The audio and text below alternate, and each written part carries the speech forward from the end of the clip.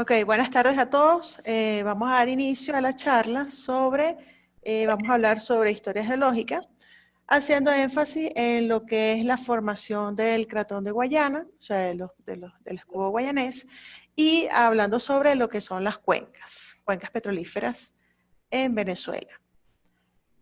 Para nosotros iniciar lo que es la historia geológica del tiempo, tenemos que recordar que, o sea, la historia geológica del tiempo empieza ya cuando se formó lo que es la Tierra, ¿no? Pero entonces debemos recordar que hay una teoría que es una de las más aceptadas, que es la teoría del Big Bang. ¿Qué me indica esta teoría del Big Bang? Bueno, que había un punto de energía en lo que era el universo. Entonces, ¿qué pasa? Este punto estaba cargado de energía. No sabemos qué fue lo que cargó este punto, o sea, esta partícula. Esta partícula lo que hizo fue explotó. Y entonces se me fue, a medida que pasaron los millones de años, empezaron a colisionarse unas con otras, se me generaron nuevos elementos, y entonces a medida que empezó a enfriarse, empezó a generarse lo que es las vías lácteas, las nebulosas, etc. Entre todas estas tenemos nuestra actual Vía Láctea. ¿Qué es lo que pasa con nuestra actual Vía Láctea? Pues no teníamos los mismos planetas, la misma cantidad de planetas que tenemos actualmente, sino teníamos muchos más. Ellos iban rotando a unas velocidades diferentes. Entonces ellos empezaron a colisionar unos con otros. Había uno de ellos que tenía un núcleo de hierro. Entonces estas colisiones que hicieron, ellos iban colisionándose hasta formar lo que es la Tierra, o sea, hasta formarse un planeta. Bien. Una vez que se me genera, o sea, se me forma el planeta como tal, a partir de ahí es que empieza a correr lo que es la historia geológica del tiempo. Bien, nosotros acá podemos observar, vemos lo que es las partes de la Tierra. Está conformado por un núcleo de hierro, tenemos un manto inferior, tenemos un manto superior, tenemos una zona que se llama la astenosfera. ¿Qué es esta zona? Esta es una zona de plasticidad, es decir, ahí se encuentra lo que es el magma, que es el material en forma plástica.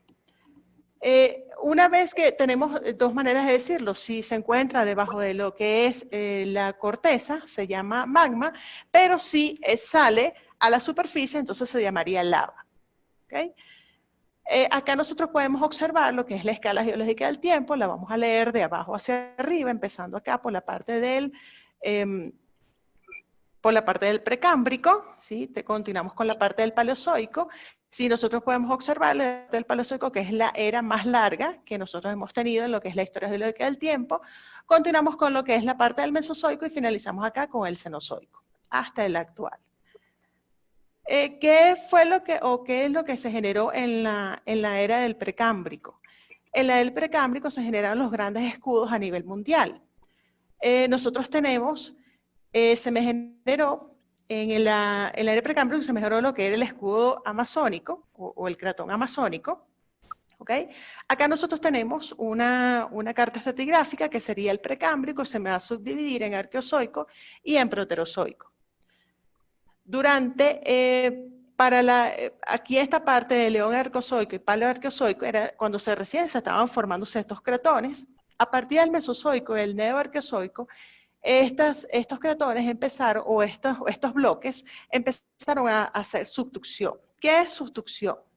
Bueno, subducción es esto, nosotros podemos explicarlo acá, es cuando tenemos dos cortezas, ¿sí? En este caso tenemos la corteza continental y tenemos la corteza oceánica, y una de estas cortezas tiene mayor densidad. En este caso, tenemos la corteza oceánica que tiene mayor densidad.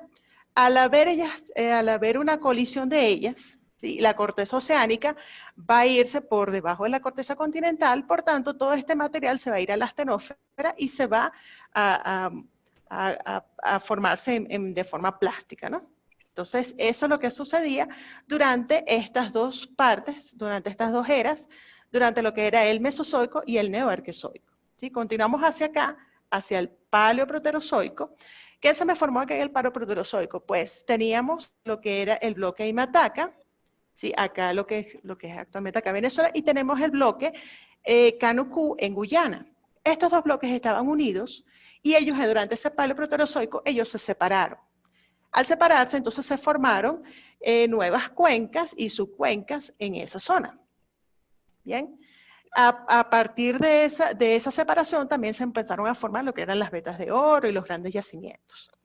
Avanzamos hacia el Mesoproterozoico. En este Mesoproterozoico se me formó lo que era el supercontinente Rodinia. Este supercontinente Rodinia se me formó debido a la colisión del bloque de Imataca, Pastora, Cuchivero, Roraima, y ellas colisionaron con el bloque Jari-Falcino en Colombia. Entonces formaron un continente que se llamaba Rodinia. Ok. De acuerdo a lo que es el ciclo de Wilson, acá tenemos el continente Rodinia. ¿Sí? De acuerdo a lo que tenemos, lo que me indica lo que es el ciclo de Wilson, tiene tres etapas. La primera etapa, que es el rifting o disrupción, donde empiezan a separarse dos bloques, ¿sí? Empieza luego la fase 2, que sería la separación y la deriva de los bloques. Al separarse, en el centro se me va a originar lo que es un mar. Y la última, que será la colisión o choque de estos bloques, o sea, sería el cierre de estos mares. ¿Okay?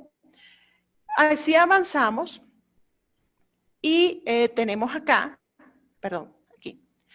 Ok, tenemos aquí que el escudo, en este caso, en el escudo suramericano, estaba conformado por lo que era Colombia, Venezuela, Guyana, Surinam, Guyana Francesa, Uruguay, Paraguay, Bolivia, ¿sí? Entonces, todos estos países me conforman lo que es el escudo suramericano.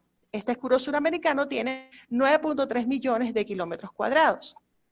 A su vez, tenemos lo que es, dentro de ese escudo tenemos lo que es el cratón amazónico. Este cratón amazónico está dividido en dos.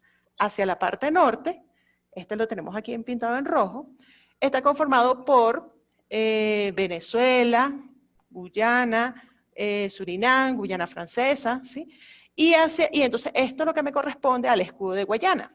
Y hacia el sur tenemos lo que es el escudo de Guaporé, en Brasil. ¿Okay? Bien, una vez que se me forman estos cratones, nosotros debemos recordar que acá, ok, aquí tenemos lo que sería, aquí tenemos Venezuela, Guyana, Surinam y Guyana Francesa. Todo esto que tenemos acá, ellos están conformados en lo que es el escudo de Guayana y se me generaron acá los grandes yacimientos. Bien, ahora, nosotros ya pasamos la era del Precámbrico, vamos hacia la era del Paleozoico, que es la era más larga que ha tenido la historia geológica del tiempo, y iniciamos con la era del Precámbrico. Cabemos recordar que durante el Precámbrico no se me generó vida, solamente se han encontrado algunas arqueobacterias. Pero la vida como tal empezó a partir del Cámbrico. ¿Okay? Durante el Paleozoico continuó a nivel de deriva continental, empezó lo que era la colisión de todos estos continentes y microcontinentes hasta formar uno solo que se llamaba la Pangea. En cuanto a la explosión de vida que hubo a partir del Cámbrico, bueno, entonces nosotros podemos ver que se me generaron lo que eran los trilobites, las algas, avanzamos hacia el periodo ordovícico, donde se me generan los nautilos. Estos son animalitos que ellos por propulsión, ellos se movían. Por supuesto que los animales ellos tenían en esa época, eran del tamaño de casi un edificio de 6 pisos. Ellos están conformados de carbonato de calcio. Continuamos hacia acá mismo en el mismo ordovícico, empiezan a aparecer los primeros peces, los crinoides, que eran los lirios de mar, los equinodermos, que son las estrellas de mar. Avanzamos hacia el silúrico, continúa también esta misma evolución de las especies, los trilobites, los braquiópodos, etc. Avanzamos hacia el Devónico es llamado la era de la mayor evolución de los peces que hubo. Por supuesto, la vida en este caso se me generó en el mar, debido a que durante el Precámbrico no teníamos una atmósfera conformada, ¿sí? Entonces, ¿qué era lo que se generaba? Eran grandes descargas eléctricas que se me empezaron a generar a partir del Cámbrico. Entonces, eran mares someros. Estas descargas eléctricas llegaban al mar y se me fueron nuevos elementos para la vida. Entonces, esa es la razón por la que ahí había más abundancia de vida en el mar. Igual hacia continente, entonces empezaron a formarse los primeros, los bosques. El tipo de agua que había, durante el Devónico eran aguas tropicales, por lo que me favoreció a esta evolución de las especies. Continuamos con la era del Carbonífero. Esta era es importante porque se me generaron los grandes bosques a nivel mundial. Estos bosques, a su vez, ellos fueron parte de estos yacimientos para los futuros hidrocarburos. Tenemos acá la vida del carbonífero.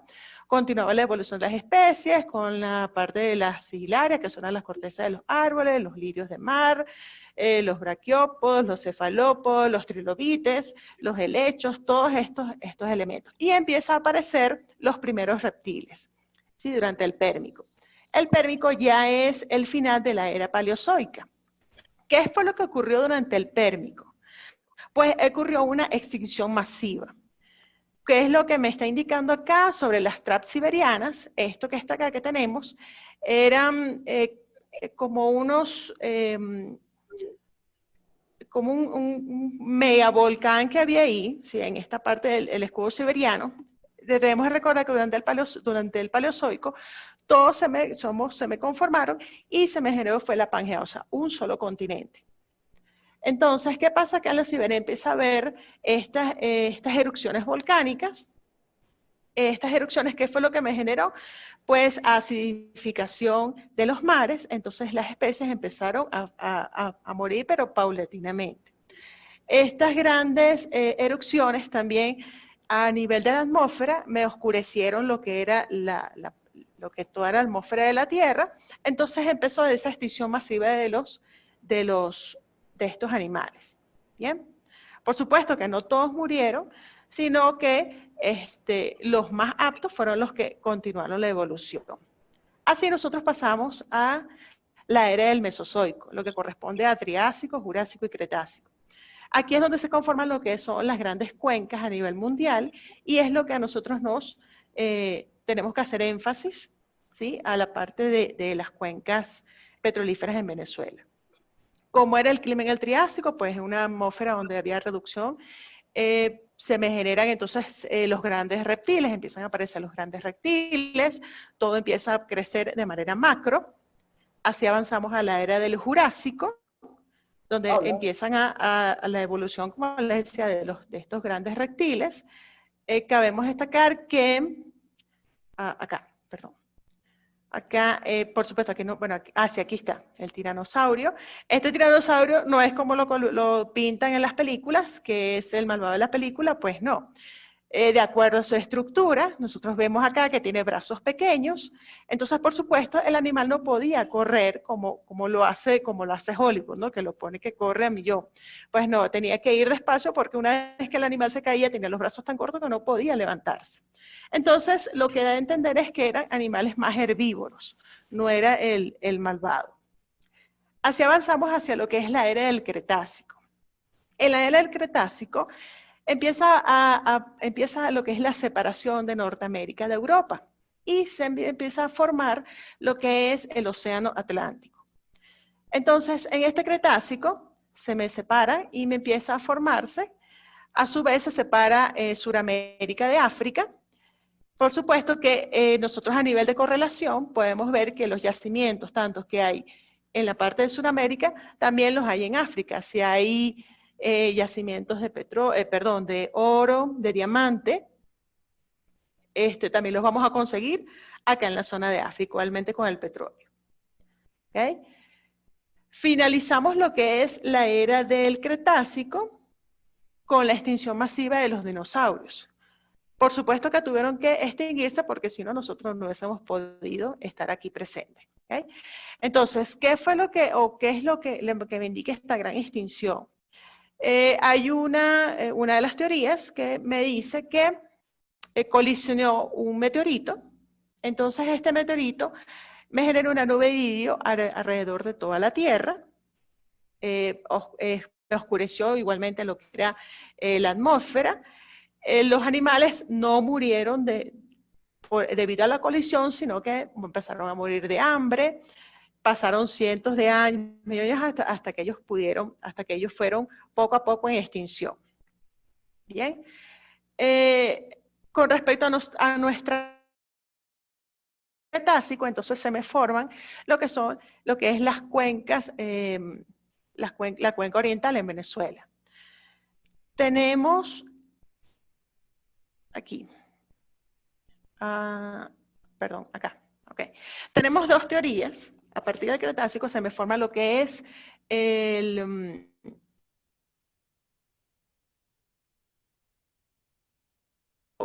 alóctona y otra que es la teoría autóctona.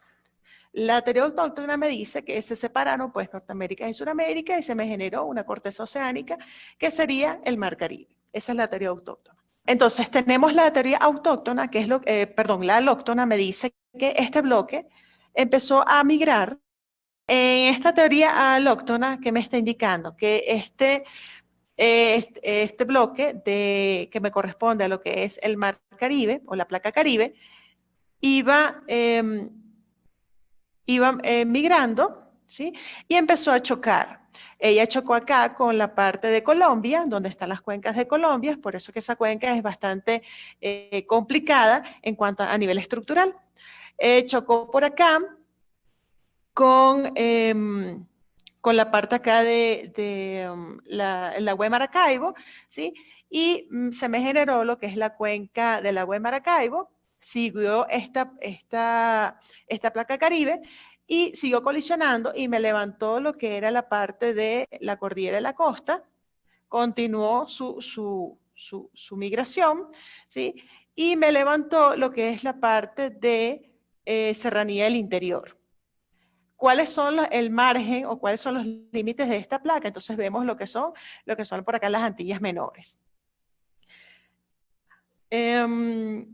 Ok, entonces al levantarse eso, por supuesto, se me generaron a partir de, perdón, acá, por acá. Ajá, aquí. Ajá, entonces se me generaron a partir del Eoceno, aquí. Ajá, a partir del Cenozoico, ¿sí? Se me generaron varios episodios, lo que era transgresión, o sea, entradas y salidas del mar. Transgresión, regresión, entradas del mar. ¿Qué pasa? Que cuando entraba este mar, entraba hasta las cercanías del Tigre, entonces el mar lo que hacía era alimentar toda la cuenca oriental. Toda esta cuenca oriental se la alimentaba.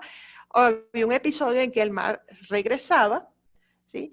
Y entonces había cientos de años de lo que era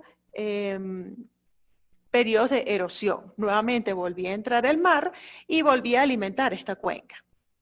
Entonces, de esta manera se me fue formando lo que son las cuencas acá en Venezuela. Con respecto aquí a la cuenca de Barinas Apure, es una cuenca de relleno porque se fue alimentando, perdón, aquí en el choque también se me levantó lo que es el levantamiento del arco del baúl, esto que está acá. Entonces, esta cuenca de Barinas Apure es una cuenca de alimentación porque se me alimenta tanto del macizo guayanés como de la parte de los Andes. Tenemos acá la parte de la faja del Orinoco. Esta cuenca, la cuenca oriental de Venezuela, ella fue, debido a su inestabilidad, lo que hizo fue basculó, ¿sí? Y entonces basculó hacia un lado y hacia atrás. Entonces, hacia acá se me formó lo que es la parte de la faja del Orinoco. ¿Por qué no pasa el petróleo hacia el escudo? Pues precisamente porque tenemos por aquí el río Orinoco que me funciona como un sello y aparte que tenemos la parte del macizo. Entonces quedó acá encapsulado todo lo que es la faja del Orinoco. ¿Okay? Tenemos acá la salida del mar, que es con respecto acá al río Orinoco, que se me forma lo que es el delta. Y este delta, que se me forma el delta, y aquí por acá tengo lo que es la zona de la fachada atlántica.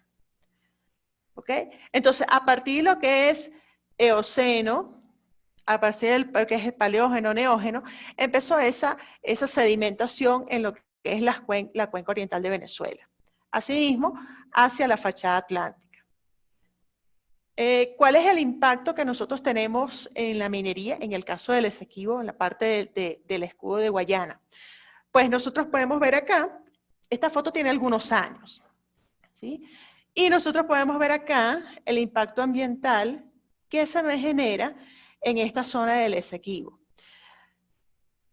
Podemos ver acá que ellos están buscando, son vetas de diamantes, o sea, son vetas de oro, zonas de diamante.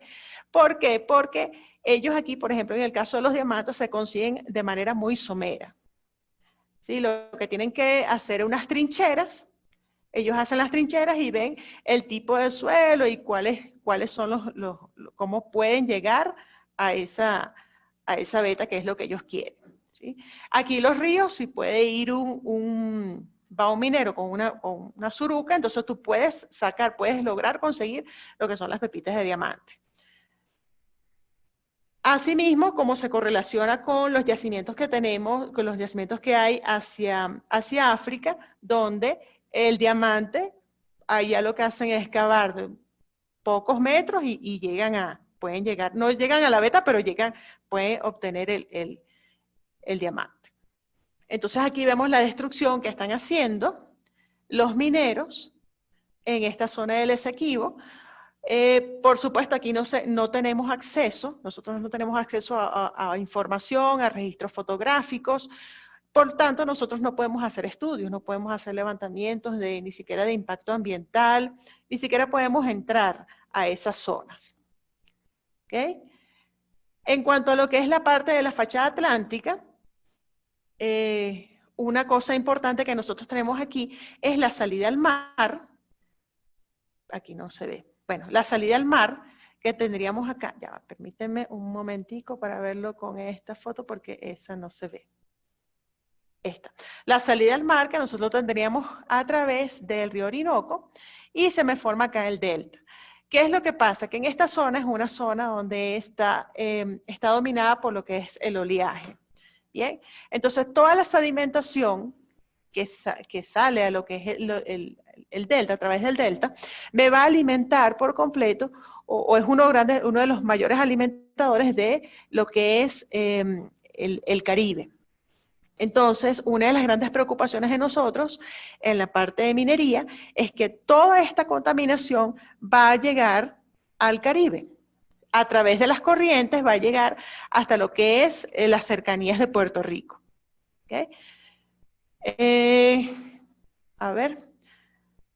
Ok, eso es con respecto a lo que es la fachada atlántica. Por último, nosotros con esta charla lo que queremos es hacer una motivación para que aquellas personas se integren al estudio de lo que son las carreras de ciencias de la Tierra, ¿sí? Para que puedan en un futuro integrarse a lo que es el estudio del impacto ambiental, el estudio de la parte de minería, que realmente a nosotros no se ha tocado ese tema. O sea, van las concesiones que les da Guyana hacia el Esequibo. En Guyana las leyes ambientales no funcionan del todo. Entonces, estas compañías hacen y deshacen. No tienen un personal para cuando hagan este impacto ambiental grande, para que ellos hagan una recuperación de eso. Simplemente no lo hacen. ¿Okay? Entonces, de esta manera nosotros lo que queremos es motivar a las personas a que se integren, a que hagan grupos locales de investigación, donde desde sus comunidades ellos puedan ir tomando un registro de cuál es el impacto que tienen estas actividades. ¿Okay? Con respecto a lo que es la fachada atlántica, nuestra preocupación es con respecto a que cuando Guyana empieza a hacer lo que son la extracción del petróleo, ¿cómo haría o qué es lo que haría Venezuela en el caso de que ocurriera un derrame de petróleo? Ocurriera un tipo de estos accidentes. Entonces tenemos acá lo que son zonas vulnerables, como son la parte del delta, todos estos. ¿Cómo puede Venezuela contrarrestar eso? Nosotros como país, claro, muchos dicen, pero eso corresponde al seguro de Exxon, en el caso de que lo haga Exxon. Pero si Exxon no responde, entonces, ¿qué haría Venezuela en ese caso? Lo que tenemos que incentivar a lo que los estudiantes o la comunidad pues se aboque al estudio de lo que son las carreras en ciencias de la Tierra. Entonces, de una manera, en un futuro, nosotros podemos tener el personal capacitado para entonces mitigar este tipo de posibles accidentes. Bueno, esto ha sido la corta charla de hoy. Si tienen alguna pregunta. Bueno, no, tengo curiosidad. Yo soy ingeniero geólogo. Yo tengo estudios en la Universidad Central de Venezuela y tengo estudios en la Universidad de Colorado y aquí en la Universidad de Texas en Austin. Cuando hablas en tu última lámina sobre carreras en ciencia de la Tierra, tenía curiosidad era saber, me habían mencionado que tú eres profesora ¿en cuál universidad? De la UDO. Ok, ok. Sí. No, mira, veo tu charla indiscutiblemente como geólogo. Habría muchísimo, pero muchísimas cosas que hay que acotar, detalles, Sí. indudablemente, precisiones. Quizás el mensaje que sé que quieres decirle digamos, a los oyentes, a los que están en el fórum, es que el escudo guayanés, el nombre mismo lo dice, es un escudo, es decir, son depósitos, o sea, son el remanente, digamos, de los depósitos más antiguos desde la formación del planeta en sí. Indiscutiblemente, en tiempo geológico, cuando se mide un cratón, un macizo, unos depósitos como los que hay en el escudo guayanés, pues indiscutiblemente presentan remanentes de esa colisión mineral que había cuando estamos hablando 400 millones de años, 350 millones de años. Indiscutiblemente que hoy día, cuando se busca minerales preciosos o minerales raros o minerales radioactivos, se busca principalmente en zonas de cratones, así como en zonas de bandas metamórficas, como es el hecho de Sudamérica. Pues indiscutiblemente si vas desde Chile, desde la Patagonia chilena, hasta prácticamente nuestro cordillera andina, pues tú consigues diferentes bandas metamórficas, las cuales a su vez están asociadas con una serie de minerales. Por eso es que tú consigues que Chile es altamente rico en cobre, pero si vas al Perú es altamente rico en plomo, y si vamos al lado de nosotros, en la medida en que te orientas hacia el oriente, pues somos ricos en bauxita por aquellos depósitos que se daban no solamente en macizo, sino que son parte de ese acompañamiento que viene con la cordillera de los Andes. Pero sí, o sea, debo decir que para el que haya entendido, o sea, nosotros entre geólogos, pues, Sí. hay muchos conceptos que están al cabo. Quizás lo que el público, digamos, presente pudiera interesarle desde el punto de vista geológico es el hecho de que, conociendo que somos un país de muchísimos tipos de energía, no solamente la energía hidrocarburífera, la energía, digamos, de aguas termales, la energía eólica, la energía hidroeléctrica, ahora tenemos un hecho que es la fachada atlántica en países menores, por decirlo desde el punto de vista de tamaño, como las Guyanas, que están empezando a hacer una prospección hidrocarburífera en sus costas afuera. Pero resulta que ahora hay un problema, pues, porque esa prospección, cada vez mucho más tecnificada, consigue que en el caso de Surinam, de la parte francesa y de la parte, digamos, inglesa, la Guyana inglesa, pues la prospección la han hecho grandes compañías que poseen tecnología para bajar no solamente a 5, 6, 7 kilómetros, sino que tienen sísmica de alta resolución. Eso significa que ha dado el hecho de esos plays, de esos leads, como se les llama inicialmente, y que en el caso de Exxon perforó, consiguió prospectividad, pero más que prospectividad, y esto es bueno que lo escuche el público presente, más cuando dicen y hablan de que consiguieron y están sacando, lo importante es la comercialidad de lo que tú consigas. En el caso de nosotros, desde el lado de la plataforma del TANA, con el campo Lorán, yo fui el gerente de ese proyecto. Nosotros conseguimos comercialidad y delineamos el campo a la par con Trinidad, que le toca digamos, una porción. Pero en la medida en que nosotros nos acercábamos hacia el sur, cuando íbamos al famoso bloque 3 y cuando descubrimos el pozo Macuira, determinamos que no era comercial. Es decir, tú dices, bueno, pero el mapa indica hidrocarburos, sí, pero los costos de inversión son demasiado altos y es preferible dejarlo ahí. Pero en la medida en que vas bajando y pasas esa fachada donde está no solamente el delta, sino que entras en aguas del territorio Esequibo y vas hacia el lado del Esequibo, del río Esequibo oriental, o sea, al lado inglés, pues te consigues con que ahora la prospección es mayor.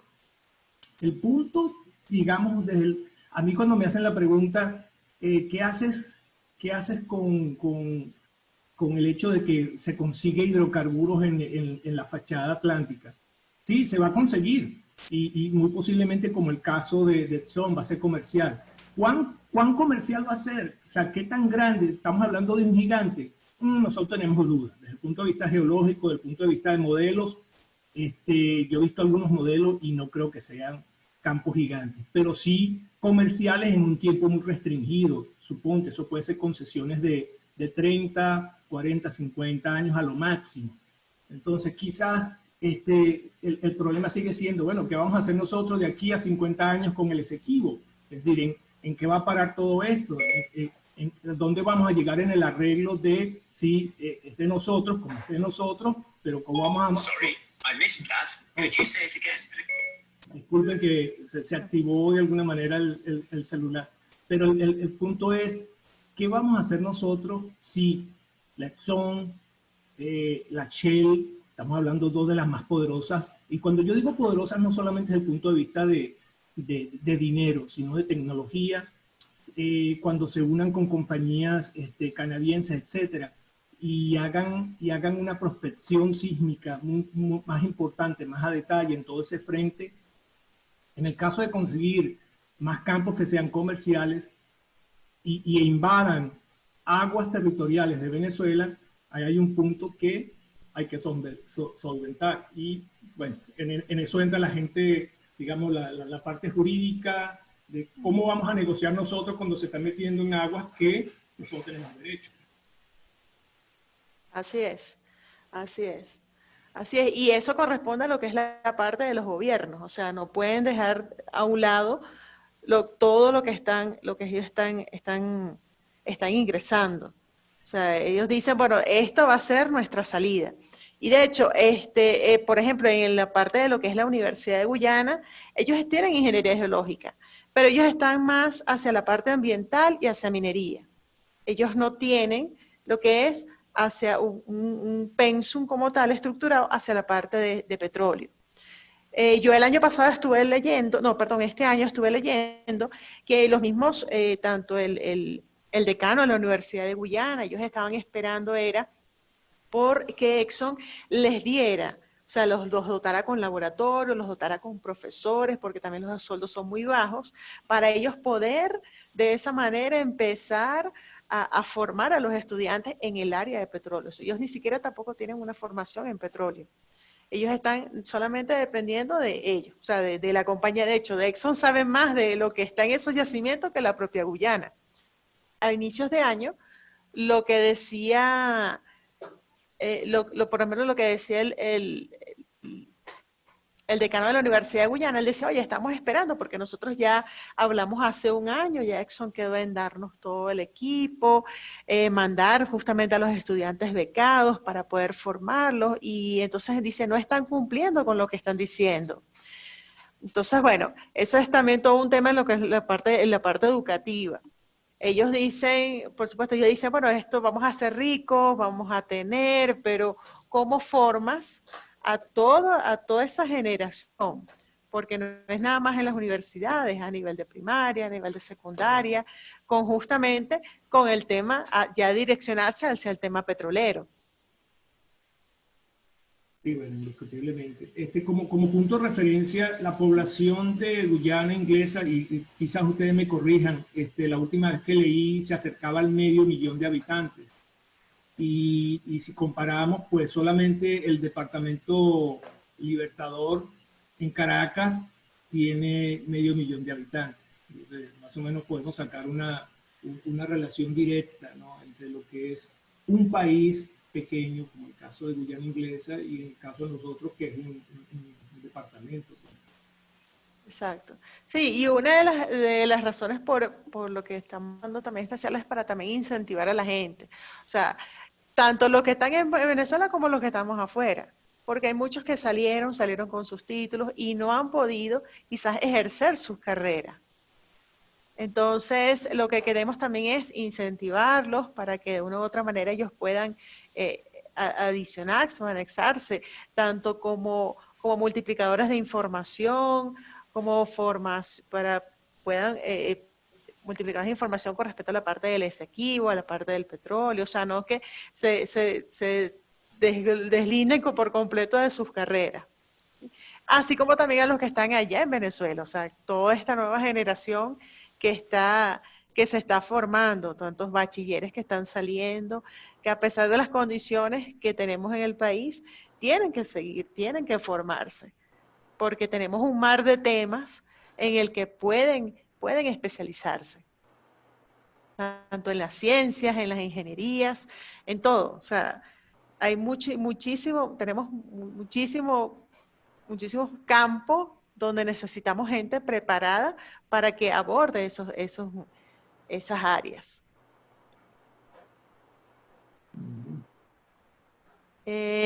Vamos a dar la palabra a Antonio. Antonio. Bueno, buenas noches, ¿cómo están? Buenas noches. Escuchándolos aquí, está muy interesante el tema. Yo a lo que estaban diciendo anteriormente, ¿me escuchan bien o me escuchan con ruido? No, sí se escucha, sí se escucha. Ok, yo quiero que sepan una cosa de lo que estaban hablando anteriormente y después te voy a formular lo que yo te iba a decir.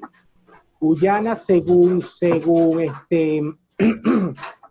las estadísticas de Naciones Unidas, Guyana es uno de los países a nivel mundial que menos ha invertido en educación en los últimos años. Eso es un dato muy interesante porque hay que agregar eso a la discusión en cuanto a la formación y capacitación profesional en este tipo de áreas. Porque yo tengo familia que tuvo el placer de trabajar en lo que fue la Creole Petroleum en los años 40, 50, cuando, por supuesto, los campos petroleros en Venezuela los manejaban las empresas norteamericanas.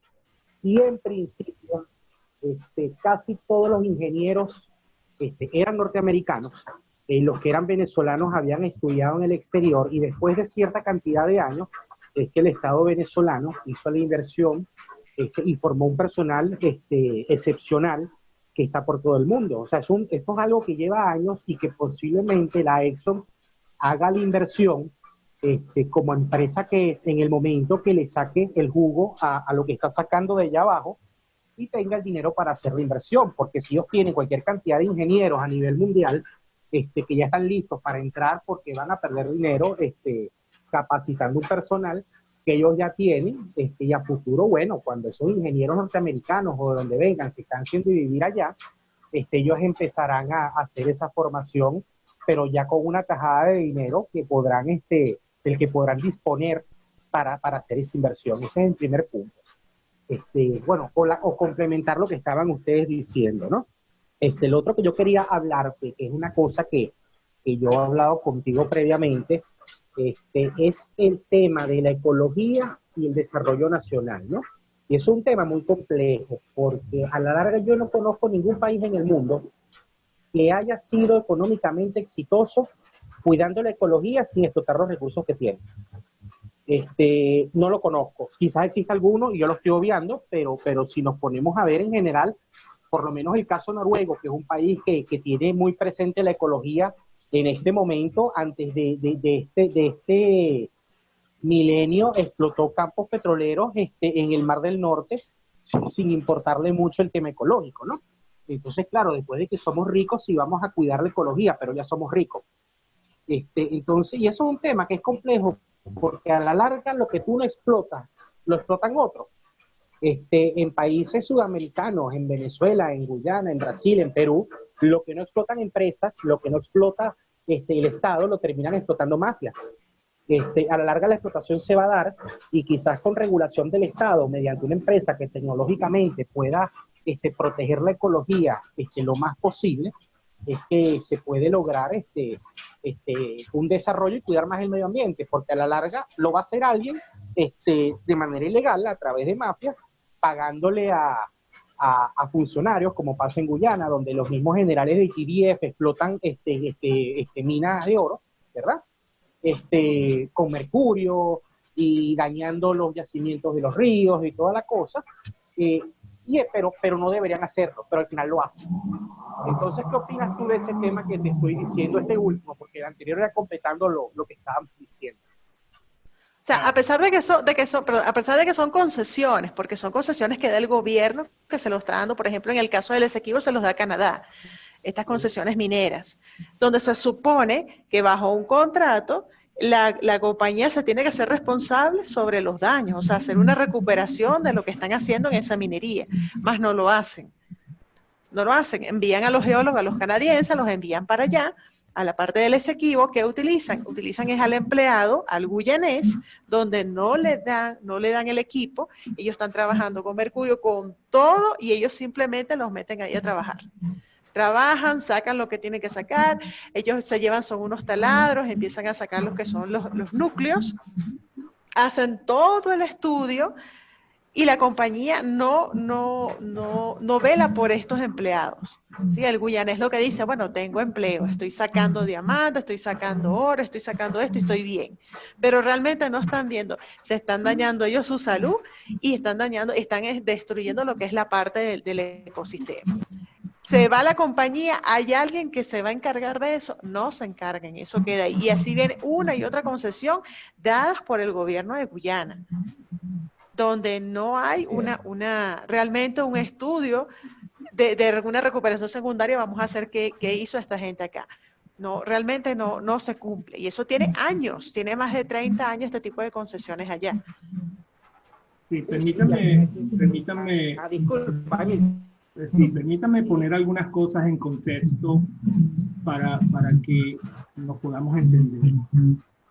Cuando en el mundo, en Venezuela, en cualquier lugar se habla de contaminación y las empresas petroleras contaminantes, ponen el caso, por ejemplo, de Macondo en el Golfo de México, de BP, o ponen el caso de Exxon en el Valdés, allá arriba en Alaska. Pues tú sabes, como le llamo yo, el tercer o cuarto poder del mundo, que es la comunicación, y a través de todos los grupos de Greenpeace y todo esta parafernalia de la contaminación mundial y la capa de ozono, sí, siempre ha habido, históricamente ha habido un hecho, digamos, irresponsable, un hecho de contaminación desde los inicios de la actividad petrolera. Sin embargo, a partir de los años 60, 70, 80, donde han habido una serie de organismos internacionales que se han abocado a la tarea de llevar un control, denunciar, digamos, el problema de contaminación por explotación, en este caso hidrocarburífera, todas las grandes compañías, a través de sus departamentos de jurídicos, sí tienen y controlan o intentan controlar en su mayoría cualquier hecho donde por error humano se vaya a dar un caso como el que se dio en el Golfo de México con el campo Macondo.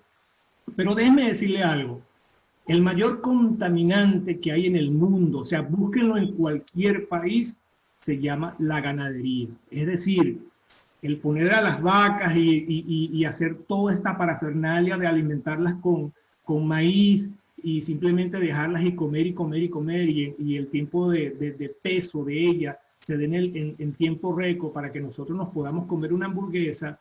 El deterioro, el desgaste que se le hace al suelo per se es prácticamente un asesinato. Si vamos al caso de la minería, pues ustedes se dan cuenta, o sea, cualquier fotografía de un hecho fluvial, o sea, cuando tú vas y haces minería superficial, que es simplemente aluvional, pues por decirlo de alguna forma, utilizando elementos como el mercurio, no solamente en Venezuela, búsquenlo, o sea, busquen en el África, busquen en Sudamérica, busquen en Norteamérica, donde ustedes quieren y van a conseguir con prácticamente la erradicación del suelo rico. Simplemente dejan suelos estériles que durante años se tienen que volver a formar.